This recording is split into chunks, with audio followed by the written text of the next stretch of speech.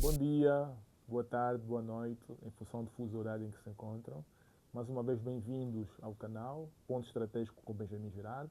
onde fazemos análises geopolíticas do continente e do mundo, para termos um olhar mais apurado para aquilo que são, de facto, as preocupações, os fenómenos a nível global que têm inquietado, de alguma forma, tanto a economia, a política e vários setores, digamos assim, da vida das nossas sociedades. Inscrevam-se no canal, deem um like na subscrição para que consigam, de alguma forma, ter acesso a mais conteúdo de qualidade e assim acompanhar tudo aquilo que são as dinâmicas geopolíticas analisadas aqui no canal. Hoje vamos falar de um tema interessante, um tema importante, um tema que, na verdade, pessoalmente já escrevi vários artigos que foram publicados em veículos diversos no país, onde podem ser encontrados, por exemplo, na Líder Magazine, especificamente, ou no Anga Notícias, por exemplo, na qual abordei sobre o corredor do Lobito. O corredor do Lobito, que na verdade nos últimos anos tem sido o maior, se não o maior projeto de infraestruturas em Angola e também na região e até no continente, de alguma forma, em função daquilo que é a sua importância estratégica para o desenvolvimento não só de Angola, mas também da região, inclusive já prevendo aquilo que é a integração regional, tanto do ponto de vista da SADC, do ponto de vista da SIAC e até do ponto de vista daquilo que é o mercado único africano, a zona de livre comércio africana, digamos assim, e portanto é um projeto que tem sido acompanhado por muitos, mas que na verdade é fundamental tecermos algumas considerações que devem ser de facto discutidas relativamente principalmente à viabilidade do projeto nas métricas atuais, pela qual ainda se aborda o porquê do projeto, o que é que o projeto na verdade irá beneficiar para Angola e para países da região como a Zâmbia e a República Democrática do Congo. A princípio, quando falamos do projeto Corredor do Lobito, é muito comum ouvirmos que esse projeto, na verdade, irá facilitar o escoamento de minerais que são, na verdade, de alguma forma explorados tanto na Zâmbia como na República Democrática do Congo para o Atlântico e, consequentemente, exportado para os mercados internacionais,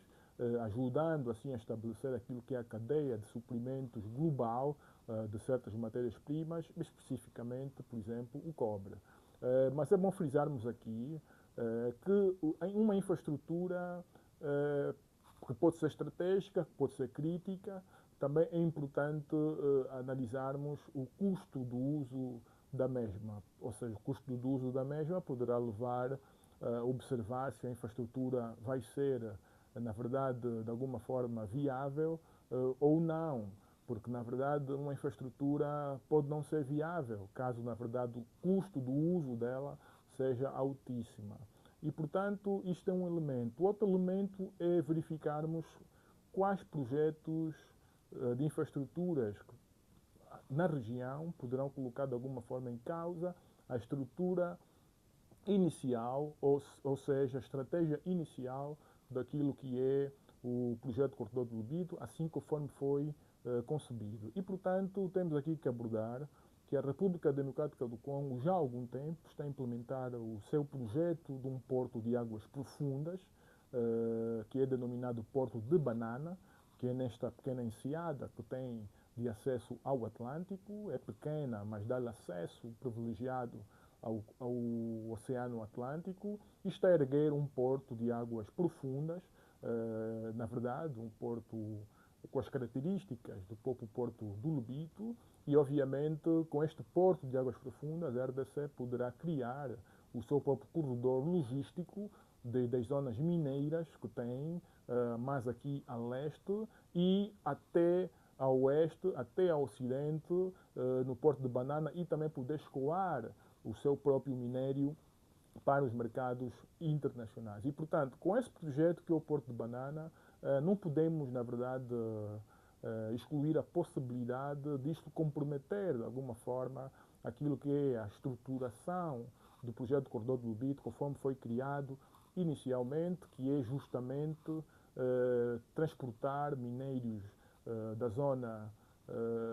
de zonas da RDC e de zonas também da Zâmbia. Portanto, é fundamental avaliarmos as variáveis diferenciais destes projetos, tanto o Corredor do Lubito como o Porto de Banana na RDC, para poder perceber como é que podemos melhorar, de alguma forma, as variáveis diferenciais e competitivas do próprio Corredor do Lubito. Eu tenho defendido já há algum tempo que, na verdade, Angola tem tudo para potencializar melhor o Corredor do Lubito, aumentando as suas variáveis diferenciais. Mas isto só será possível caso haver uma integração de infraestruturas, não só ferroviárias, mas também rodoviárias, portuárias também, que poderão, na verdade, criar vários nós com potencial logístico enorme e, na verdade, grandes investimentos também em indústrias de transformação ao longo do próprio corredor e, assim, potencializar exportação diversificada de produtos que podem ser, na verdade, produzidos, fabricados, não só em Angola, mas também em países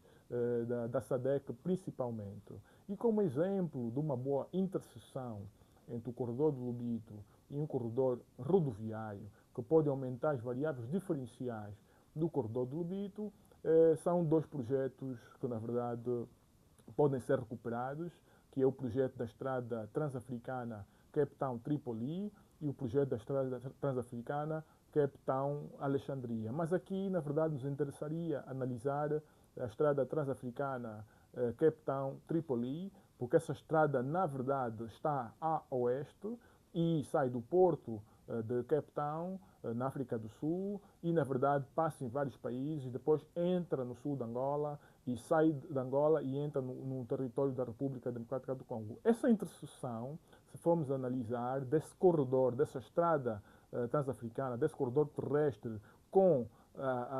o corredor do Lubito, com o corredor ferroviário do Lubito, cria aí um nó estratégico do ponto de vista logístico que poderá, na verdade, aumentar as variáveis diferenciais do corredor do Lubito. Mas nós vemos que, se olharmos para o mapa, a interseção entre a estrada transafricana de Cape Town a Tripoli, na parte angolana, não intercepta apenas o corredor do Lubito. É onde está a parte interessante, mas intercepta também o caminho de ferro de Moçambique e o caminho de ferro de Luanda. E, portanto, nós teríamos três nós, digamos assim, estratégicos nessas interseções, porque queria ligar estrada, caminho de ferro, porto e aeroporto. Ou seja, em Moçambique, na interseção com o caminho de ferro de Moçambique, nós teríamos depois o porto de Moçambique e também teríamos aí o aeroporto, digamos assim, do Namibe, e na interseção com o Lubito teríamos a interseção com o corredor do Lubito, no caso com o caminho de ferro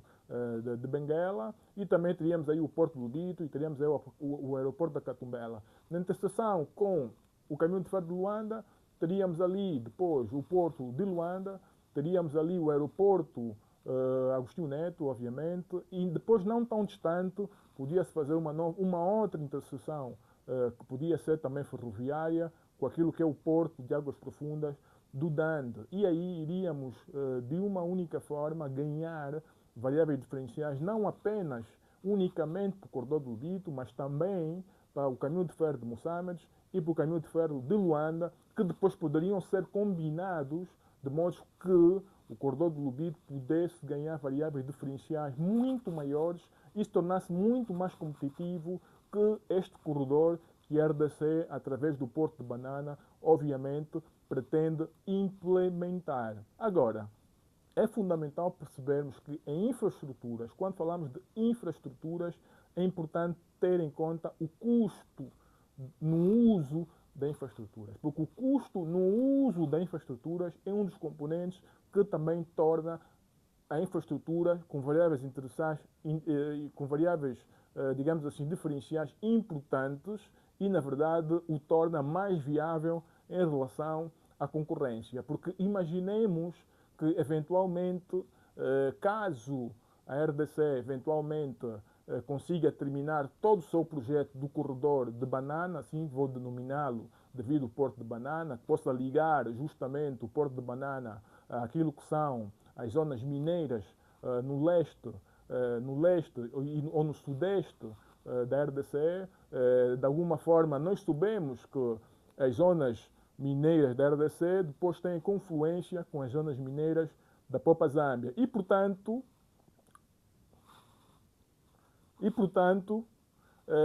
é muito natural, em função daquilo que é a cooperação bilateral entre os países, a Zâmbia, que é o único entre os três países que não tem acesso ao mar, poder fazer uma avaliação do ponto de vista de viabilidade do custo do uso da infraestrutura, se lhes ficaria mais barato usar a infraestrutura do Lubito, de Angola, ou usar a infraestrutura de banana da RDC. E caso, por exemplo, a infraestrutura de banana da RDC fosse mais barata ou for mais barato,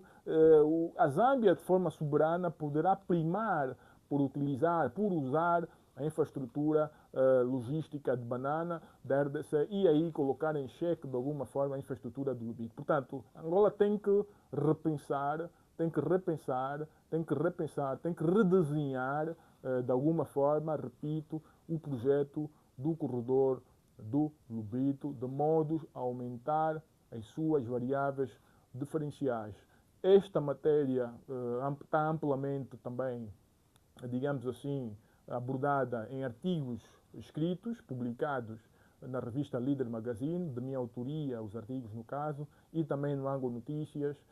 com os artigos denominados o Porto de Banana e um artigo denominado El Corredor, o Corredor do Lubito. Portanto, é fundamental olharmos para esses artigos. Há um terceiro que tem a ver justamente com a estrada transafricana Cape Town-Tripoli, onde também é abordado justamente que a interseção do projeto rodoviário da Estrada Norte-Sul de Angola com os três ramais de caminho de ferro, Moçambique, Lubito e Luanda, poderá aumentar substancialmente as variáveis diferenciais destes três nós ferroviários e, consequentemente, aumentar a do Lubito especificamente e assim aumentar as variáveis diferenciais do corredor e assim trazer mais benefícios para Angola. É claro que há um projeto que está em carteira, creio que já está em construção, que é o centro, acredito que é o centro logístico da Carrala, que é um projeto também que é interessante, que também entra num pacote de aumentar as variáveis diferenciais do próprio corredor do Lubito, mas repito que é necessário fazer ainda mais, porque a interseção da estrada norte-sul de Angola com os ramais de caminho de ferro